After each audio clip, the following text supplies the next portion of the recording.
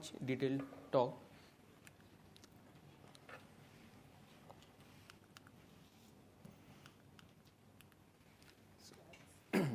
So the indications, these are the standard indications for MR, is to evaluate the cause of knee pain for post-traumatic knee injuries, sport injuries, which is very important. This is an upcoming branch, degenerative conditions and inflammatory. So in each cases of these indications, the physicians or the orthopedic surgeons have specific queries which we need to address.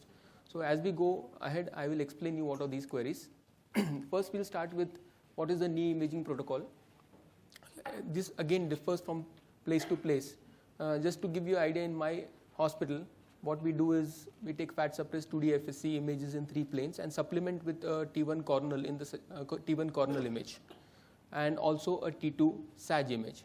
And then what happens after this, a lot of variation starts. So if you see, there may be people who will not be happy with these images and will believe more in T2 weighted images. But for me, the T1 image gives the best anatomy, whatever I need, and for those information which I'm not able to see in this image. Oblique views, small FOV are important, but the problem with small FOV is I will come to that later, is when we are looking at the medial collateral ligament. So at that time I need to modify and change my FOV, otherwise I'm going to miss seeing the medial collateral ligament, especially the tibial insertion. So these are the standard how the images look in the axial plane. Again, because anatomy is repeated, I have removed those anatomy slides. I will just cover the basic anatomy, if at all, whatever is important. So in axial images, what is important for us to know is about the patellar retinaculum, medial as well as the lateral, and the articular cartilage of the patella. Second is what we look carefully is the trochlear groove and the cartilage of the trochlea. As we go in the coronal images, our basic idea is we trace both the medial and the lateral meniscus from its root portion posteriorly. So this is the root up to the body as well as the anterior horns. So we continue that process until we are completely satisfied. What happens is we are very confident about reporting all meniscal tears in the body as well as the horns, but the root area is one thing which we most commonly miss or are not very conversant in giving a diagnosis. So that is a critical part of any imaging. Second is what we look very carefully is whether the alignment of the meniscus is within the joint space or it is showing lateralization. Presence of lateralization shows there is some instability which is there in the meniscus. Then we move to the, so this is just to show you those root images, and that's the posterior cruciate ligament, and this is both the roots of the meniscus. In the SAG image, which I feel is the most critical and the important images, we again see the horns of the medial as well as the lateral meniscus, and then we look at the cruciate. So we'll study them in detail. So these are the anterior as well as the posterior cruciate. So main focus when I'm doing this is it's such a big topic, and if I try talking about everything, it becomes too big. So again, we have already discussed the superficial structures which are better seen on ultrasound. My main focus now is on the deeper structures, and in this case, therefore, we are talking in terms of the cruciate. We'll just see a plethora of cases and pictographic presentations and try to derive some information out of this. So about the cruciates, they are densely organized fibrocollagenous connective tissue, extremely taut and thick, and the anterior cruciate has 2 bundles, which is the anteromedial bundle and posterolateral bundle. So this is how a cruciate ligament will look, and this is how the bundle is separated slightly. That's the coronal view of a gross specimen, and that's the SAG view where you can see and clearly make out the anteromedial and posterolateral bundle. A typical ACL as well as PCL, both of these are intra-articular, and they have 3 to 5 layers, and in between these layers of fibers there can be fluid, and that makes it a big challenge when we are looking at these ACL and trying to rule out tears. So this is just to show you a normal ACL in a 27-year-old male, where you can see this anteromedial bundle, and you can see the posterolateral bundle which is showing a lot of fluid in between the fibers. So this is not a tear for any chance. Second is the entire ACL will not be seen in one view unless and until you take an oblique image.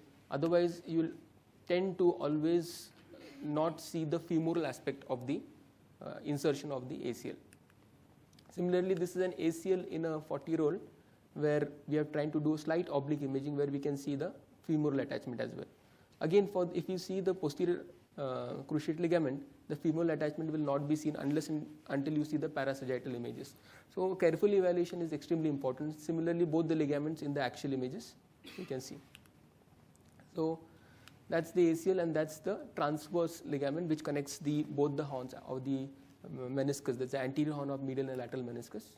So typically injury occurs is a clipping injury because of high velocity sports, and ACL, which is the most important restraining structure which prevents the anterior translation of tibia over the femur, and when it is torn in high velocity injuries, this draw sign becomes positive. This is the typical reasons of injury, which is deceleration, hyperextension, or rotational injury in which the body moves over a fixed tibia, especially in football players or basketball players. And what they usually hear is a pop sound and then a lot of swelling and pain. So that's typically what happens is in acute as well as chronic. In acute, not particularly, but in chronic injuries, anyone who has experienced a ACL tear or has a ACL tear will definitely give a history of a give-way sensation. That is, he does not get the confidence while walking. So this is one particular part of the history which we always ask, particularly when we are in doubt. So we'll call the patient and we'll ask him and we'll try to see whether we are able to correlate. So there are many other signs also. We covered this. So typically imaging of ACL as well will include doing all these three things like radiography, CT and MRI. So whenever we do this MR and we are not having the radiography, we try to supplement it by taking CT cuts, but we just cannot means I can argue and for a long period of time just to tell you that so many things that we have missed just because we have not seen an X-ray. So the X-ray becomes a very critical part of examination, whether it is ultrasound or your MR. So what are the indirect signs for ACL tear? We may get an avulsion of the tibial spine, which we commonly do see on the X-ray. We can see a Sigons fracture, or we can see an osteochondral impaction fracture at the lateral femoral condyle. So these are the three critical things which we need to see when we are looking at injuries on an X-ray. So again, just in detail, striated appearance of ACL, just a revision. And if you see, the ligament has to be parallel to the Blumenstadt's line. So that's the Blumenstadt's line, which is the notch, intercondylar notch. If you draw a line parallel to this, and if the ACL is intact, it has to be parallel to this line. Now there are a lot of yes and no's in this. What happens is sometimes if the ACL is torn and you are imaging the patient after say 3 months or 6 months of the injury, there is fibrosis and scar formation, and the ACL, though it is torn, may still look parallel to the Blumenstadt's line. So you have to be careful while looking at that. So how do you define tear of the meniscus? We have of the ligament, we have a full thickness and partial thickness tears. And then we further classify the tears as high grade, medium grade and low grade tears. So full thickness and partial thickness. In partial thickness, again we can go down and classify as high grade, medium. Usually we tend to classify as high and low grade tears. So what's the sensitivity of MRI for full thickness tears? Close to 90%. And we tend to overdiagnose tear if we do the MRI in the acute setting. So what happens, because of the lot of edema which is there in the soft tissues around the ACL, we usually tend to overdiagnose it. But in a chronic case, we may be able to diagnose it in a much more better setting. So ideally it is recommended that it should be at least a week or two, maybe up to 3 weeks you should wait before you do an ACL scan after trauma. So, so what's the direct sign of an ACL tear? One is discontinuity, so you don't see any ACL at all, or you can see an abnormal orientation, that the ACL is torn and lying slack in the groove, or there is a complete non-visualization of the ACL. So these are the absolute signs. The same thing what we see in rotator cuff tears. While the indirect signs again are the bone bruises and contusions, which I will show you in the images which I am going to describe ahead. Fracture of the lateral femoral condyle, a countercup bone contusion, anterior displacement of tibia, Sigons fracture, a buckled PCL and a lateral meniscal tear. So there are at least 7 signs which are all indicative of a ACL tear. Even if you are not confident of seeing the ACL, you can at least rely on these 7 signs to tell that there is some evidence of a ACL injury. And these are absolutely important, and this is like a checklist which we should keep while doing an ACL exam. So how do we identify that there is a partial tear in the ACL? We can identify there by looking at these 3 signs. One is looking at the increased signal.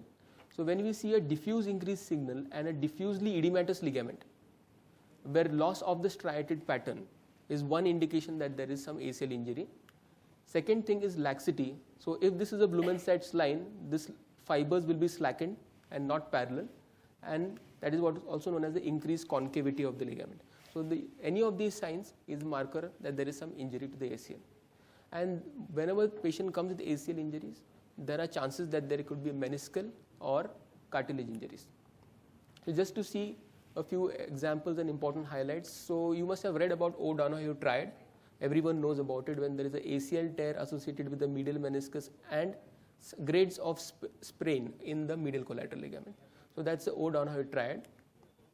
Second is you can have a combination of both ACL as well as PCL injury. This usually happens when there is a multidirectional force acting on the knee. You can get ACL as well as, in this case, femoral component of the PCL injury. And depending upon the force, all this happens. So as I said, when an ACL injury happens, there is also a bench fracture or a cortical depression of the lateral femoral condyles, and these kind of kissing contusions can take place. Now this is ACL injury with a typical lateral tibial plateau. And when you see this kind of injury, you are supposed to give the amount of depression of the plateau, whether it is 1, 2 or 3 mm. Again, here we can see this cortical depression and osteochondral injury at this particular point. That's the lateral femoral condyle with a completely torn ACL. So why I am trying to highlight is we have to not only concentrate on primary signs of injury, but secondary signs of injury as well, and try to document them. We move ahead to those cases where ACL injury or a PCL injury has happened. There probably is an osteochondral injury and a fragment has detached from the bone and it is lying somewhere loose within the joint space. So if it comes from the anterior aspect of the condyles, it will lie anteriorly in the fat pad, and if it comes posteriorly, it will be seen posterior to the joint space. And it usually what it does is this loose body keeps on moving everywhere in the joint and keeps on creating secondary arthritis and probably also meniscal degeneration, as we are seeing in this case. And this is just an example of a posteriorly placed loose body. This is very unusual that a large posterior body will move into the anterior space, but then it does happen. And if you see in the same patient, there are a lot of signs of Chondromalacia of the patellae, again pointing that this is long-standing and causing secondary arthritis. This is an example of a tibial strain injury. If you see, anterior medial bundle is intact, posterolateral bundle there is a lot of edema, even the edema is extending in the bone. Again confirming that this is not something which is normal, but definitely abnormal. This is to show you early arthritis. So when the ACL is torn, what happens is there are two schools of thought. You go ahead and operate the ACL, or you don't operate the ACL. And if you don't operate the ACL, it is said that in some cases that the patient may go ahead and towards arthritis. And then you can start seeing signs of secondary arthritis like Baker's cyst, inflammation, and chondral changes, subchondral marrow edema, and so on and so forth. So this is early arthritis in the ACL torn, chronically torn ACL. And then we move ahead to those cases where you see a lot of myxoid degeneration of the ACL. So either there is tear or myxoid degeneration. Now, which are the patients which get myxoid degeneration is patients which are having arthritis. They are the ones which are likely to get mucinous or myxoid degeneration. And they present in variety of formats, and this is just to show you a few of them. We can have collection in between the fibers of this mucinous material, or we can have collections at any of its component, that is tibial component or at the femoral component. It can cause entirely widened ligament giving a celery stalk appearance, like how we are seeing in this case, completely filling up the notch and limiting the patient's movement and extension. Similarly, it can form a large ganglion, and the ganglion may come out from the intercondylar notch above. And this is at this particular point, the ACL pathologies can be visible on a ultrasound of the knee. Till that point, ACL is, we are almost blind to ACL, and to some extent the PCL when we are looking from using ultrasound as a imaging modality. This is how it looks on a T1 choro. What we see is high signal on T1 images indicating that the material could be proteinaceous material.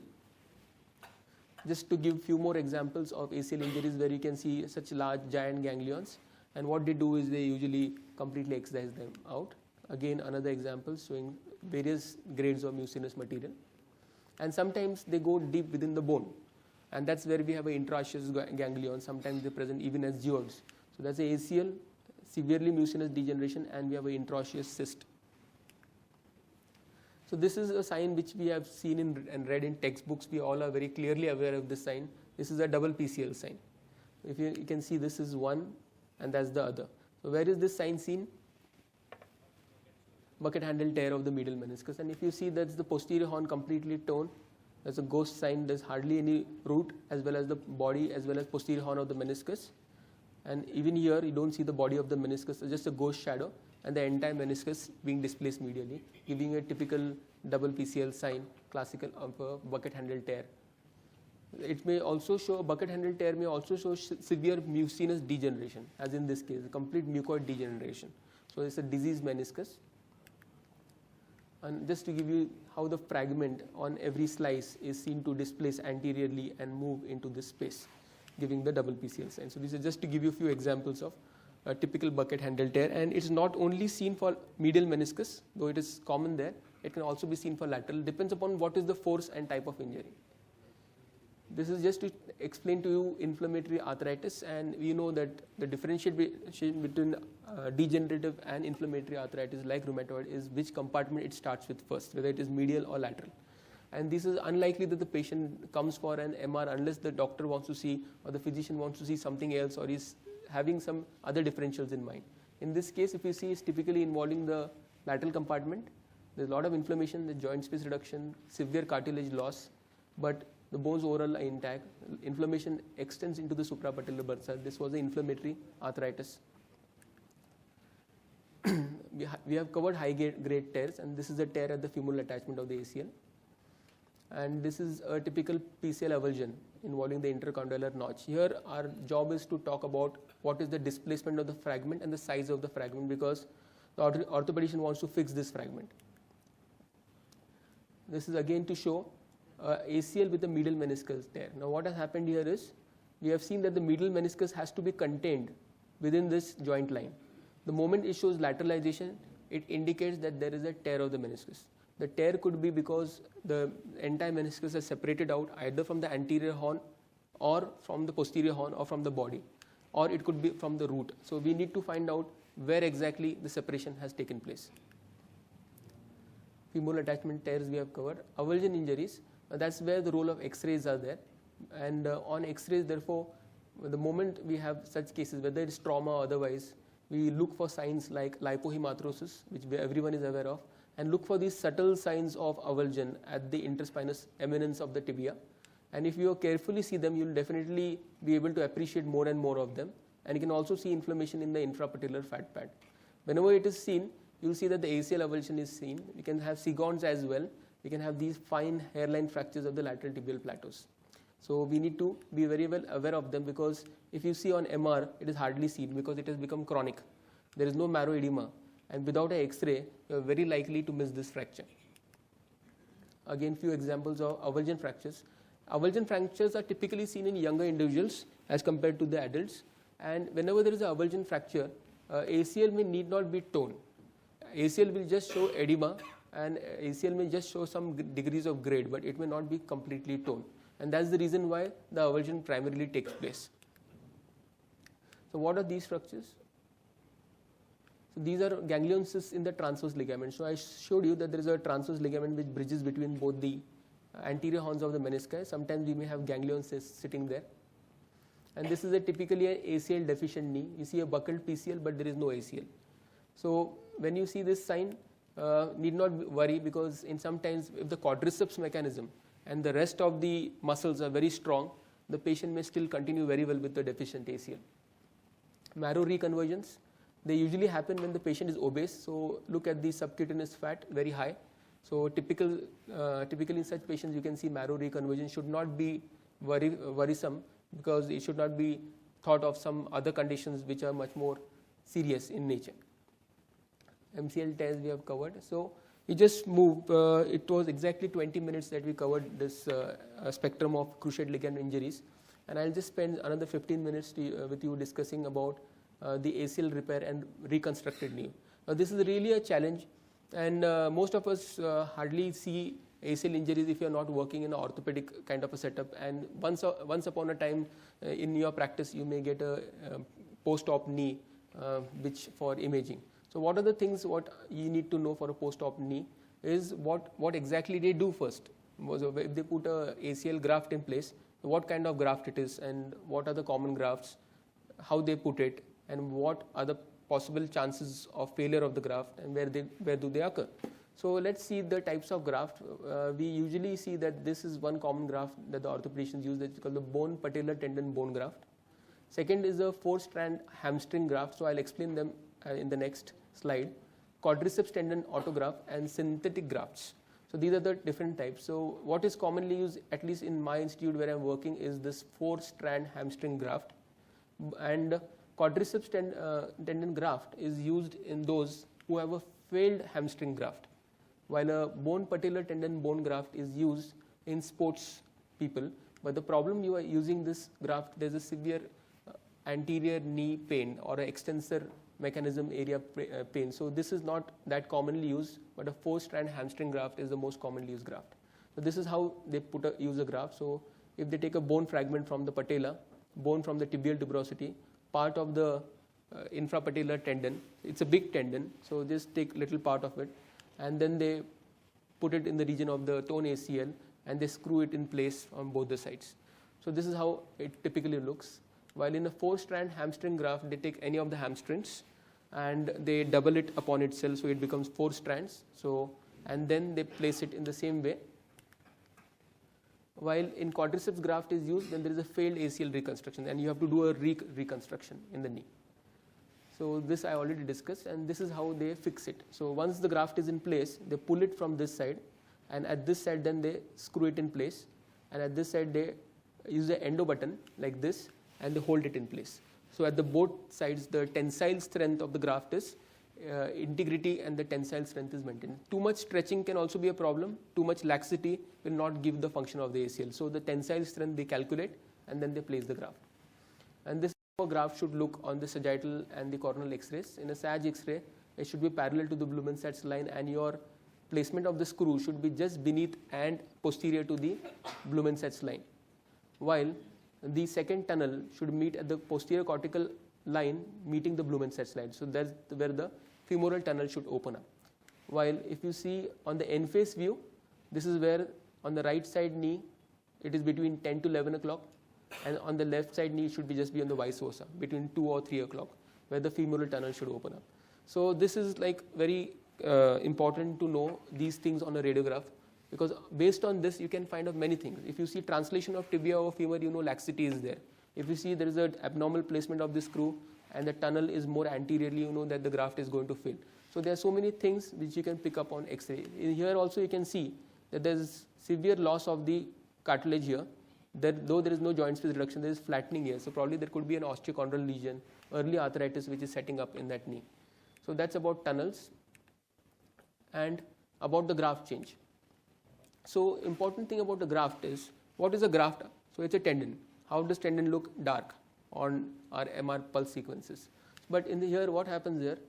When you place the graft, because you have done a lot of handling of the graft, initially it may show bright signal for 4 to 8 months, and the bright signal may be there in the graft for 12 to 24 months. So a hyperintense graft on PDFS images, it's not a criteria that there is some sprain or tear in the graft. For the first 2 years, do not try to judge the graft by the signal. Try to judge the graft by looking at other findings, as I told you, whether it is parallel to the Blumenstadt's line and whether there is translation of the graft and so on and so forth. So how do you assess the graft? Torn ACL, when repaired, the graft can be assessed by its intra-articular position of that tendon what you have placed in there, hamstring or the patellar tendon, is intraosseous tibial tunnel and the intraosseous juxta-screw sites, what I call as the I3 method, because if you see all these three are intra-articular, intraosseous tunnels at both the ends, and intraosseous juxta-screw position. So at these 3 areas. So let's see what happens. First of all, in a post-operative knee, you will see artifacts at that site from where the graft has been harvested on a MRI. So you will see a lot of blooming artifacts. And if it's a hamstring graft, you'll see at the level of the hamstrings, and if it's a tibial tendon graft, you'll see anteriorly. Now, what are the complications that can happen in a graft? The most important thing is when the surgeon wants to send a patient to you is these 4 things, and this should therefore be an integral part of your report. And what are these? Whether there is impingement of the graft, because patient has done a graft surgery and now he is having the same problem, inability of walking with confidence, sudden give way sensation, a feeling of laxity, or maybe there is pain or swelling. So the surgeon wants to know whether there is impingement. And what are the impingements? It could be from the side wall, or it could be from the notch or the roof. Second big important complication is arthrofibrosis. Arthrofibrosis could be focal or diffuse. What happens is post-operatively, when the surgeon has done a lot of handling arthroscopically of the tissues, and if the debridement is not very clean, these bone fragments, the soft tissue, the inflammation, they all form a mass, and they form a blob of tissue which prevents complete extension of the knee, and that is what is called as arthrofibrosis. So I'll show you a few examples. There can be loose bodies which has been failed to clear, and then again ganglion cysts can develop in the graft. So just to give you an example of impingement, so this is the graft, is appearing dark, and that's the notch. And if you see, there is a C-shaped indentation and concavity of the graft. This is what we call as typical indentation. This is discussing about graft tear. Now, where should have been the graft been there? Here. It should have looked dark. But what has happened is, you see a structure which is lying horizontal in the region of the graft. So this is a sign of a torn ACL lying lax in the notch. This is to show you arthrofibrosis or a cyclops lesion. How does it look? This is how it looks arthroscopically, like a blob of soft tissue, and this is how it is seen on an MR, some soft tissue anterior to the ACL, and that's T1. That on T1, if you see, the changes look severe and significantly more. This is what we call a generalized arthrofibrosis versus this what is called as focal arthrofibrosis, and both of them will cause limited knee extension. This is how it will look on the corneal images, again like a blob of soft tissue. It may indent the ACL and may prevent complete knee extension. And it is not necessary that it will be seen only after post-ACL reconstruction. It can be seen after any arthroscopic knee surgery. So these are about the second complication, that is the tunnel cysts. There's a tibial tunnel, and along the tibial tunnel you see collection. There's the femoral tunnel.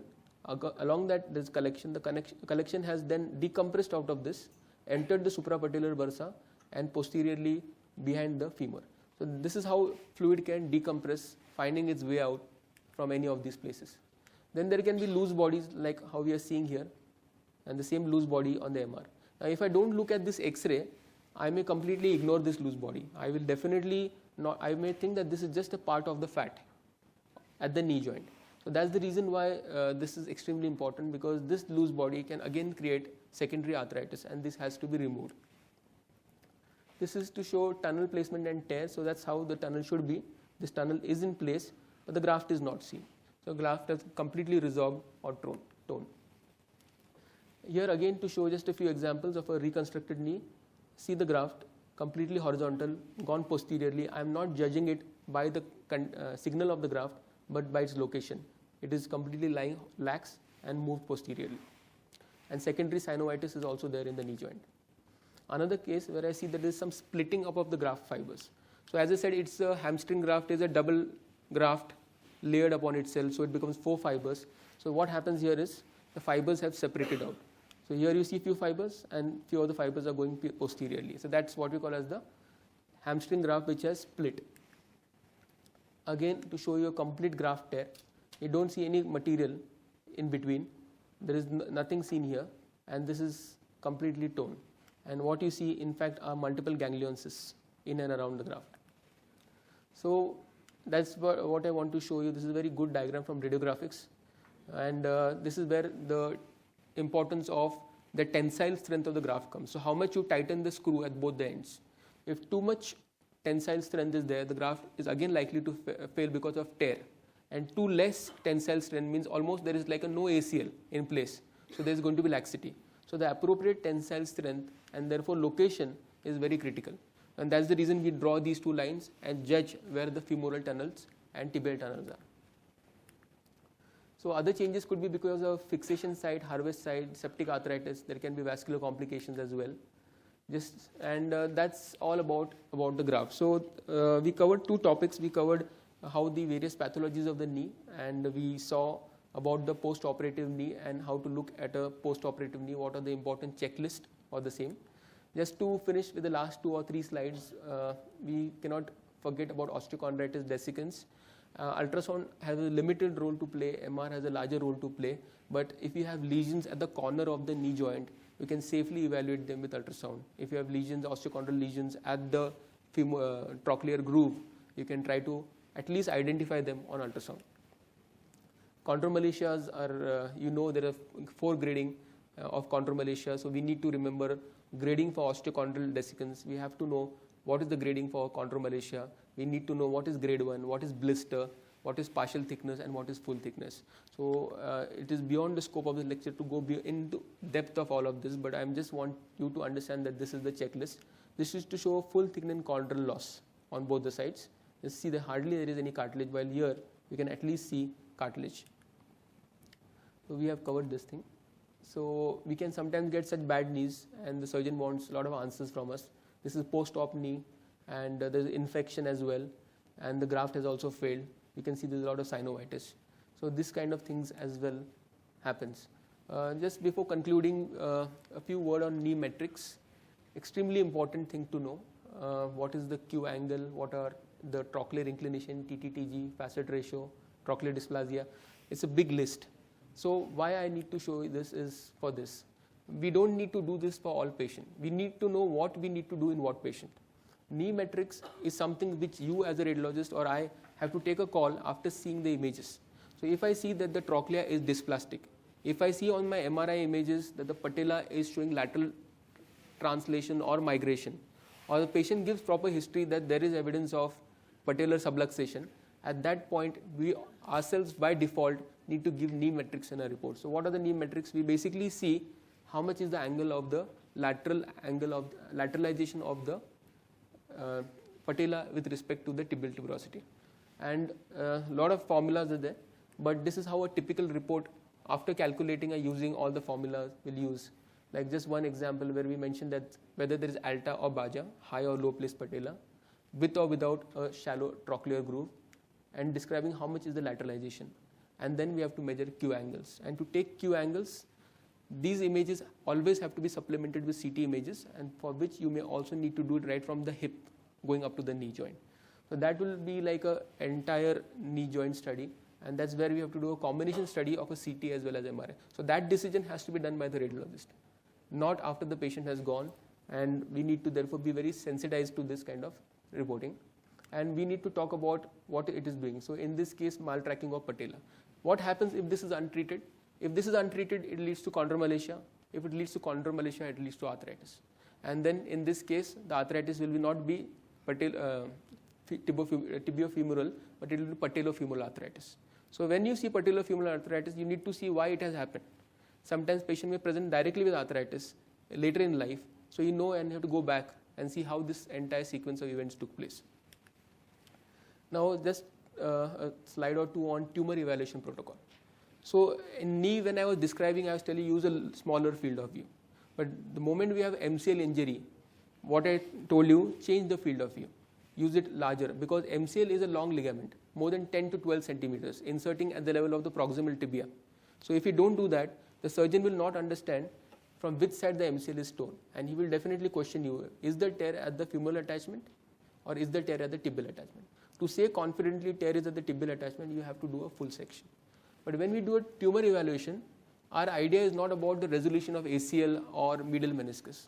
Our idea is to see is how big is that tumor, what is the location, what is the superior extent of the tumor, because if we give this information, then they have to plan the surgery, which is basically an amputation surgery.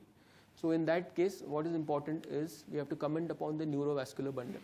So if there is a tumor, and if you see knee, the common site is osteosarcoma, and the common thing what happens is osteosarcoma. So at that point of time, we need to talk about, even if the tumor is far away from the neurovascular bundle, we have to mention in our report where is the tumor in location to neurovascular bundle, whether the tumor has intra-articular extension or not, extremely critical point, because if we don't mention that in our report, that means we have not done justice, because at that point they have to decide whether they have to go intra-articular or subarticular, and HRCT for distant metastasis, and finally a bone scan.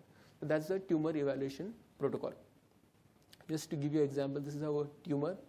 We have seen a larger field of view covering the proximal tibia to see whether it is showing intra-articular extension, and discuss about its involvement with the neurovascular, and talk about the skip lesions. In this case, you can see it high. And also we have to give the entire measurement from where you suspect is the superior most margin of the tumor up to the bone, so as to decide the plan of surgery. So this is the summary of my talk.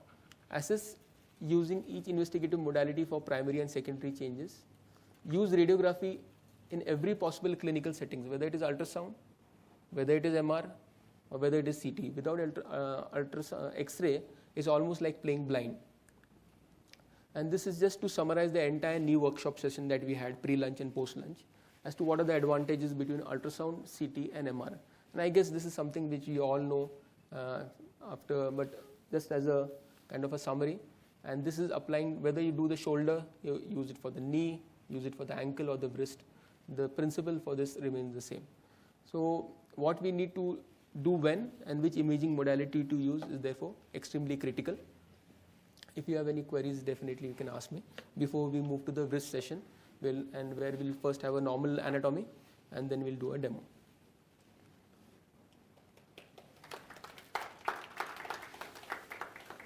That was yes. not covered. Yeah. So as I said, it's an extremely vast topic, and sir discussed an extremely important point. And because sir discussed, just let me speak 2 words upon this posterolateral corner injury. We have a posterolateral as well as a posteromedial corner. So as I said, that we can have injury to all these structures. Depending upon the mechanism of injury, we may also have injury to the posterolateral corner. And by ratio, and if you see the posterolateral corner, PLC injuries are higher as compared to PMC injuries, posteromedial corner. Now, why it is important to know about this? First of all, injury to posterolateral corner, if severe, can lead to something what we call as chronic knee instability, chronic pain, and increased morbidity to the patient. So, not necessary that all posterolateral corner injuries are repaired, but if there is tear of the popliteus or posterior joint capsule or the biceps tendon, then they need special attention. So, what sir said is extremely important, and posterolateral corner injuries need to be mentioned in our report while we are reporting the knee joint.